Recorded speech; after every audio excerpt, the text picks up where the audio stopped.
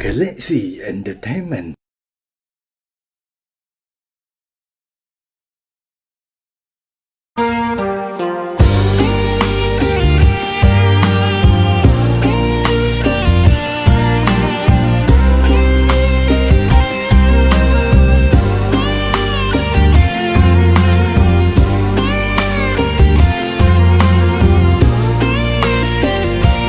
ចេញពីស្រុកសន្យាទល់មុខនឹងស្រីលំបាកម្ដេចក្ដីប្រឹងដើម្បីស្នេហាកូរ៉េត្រជាងទៀងមិនបានចិនដាគិតតែម្យ៉ាងថាសង្សារខ្មែរទើបជាស្នេហ៍ពិតសន់សំសំចៃដើម្បីថ្ងៃវិលសុខសាន្តប្រខែបាក់បានផ្ញើជូនកល្យានចាស់ចិត្តសង្ឃឹមអូនថែប្រខែដែលខំដោយចិត្តមិនស្មានវមិត្តចិញ្ចឹមស្នេហ៍ស្និទ្ធអូនថ្មីលឺញៀនខលប្រាប់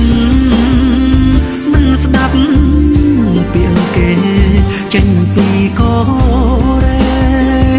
រីរេរកថ្លៃដល់ទួននឹងភ្នែកយំយ៉ាច់ទៅបែកទ្រូងខ្សៃអូនអបនាងថ្មីដូចជាភៀងក្ដីគេណាំងសង្សារបងអើយមិនគូ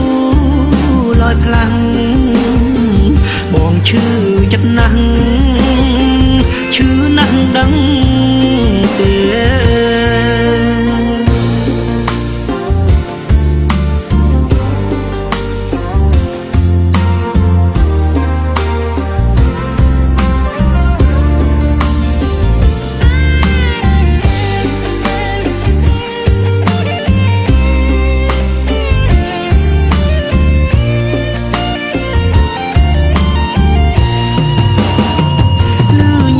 ខលប្រាប់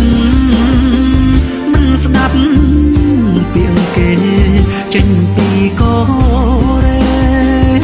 រីរេរកថ្លៃដល់ទួននឹងភ្នែកយំយ៉ាច់ទៅបែកទ្រូងខ្សៃអូនអបនាង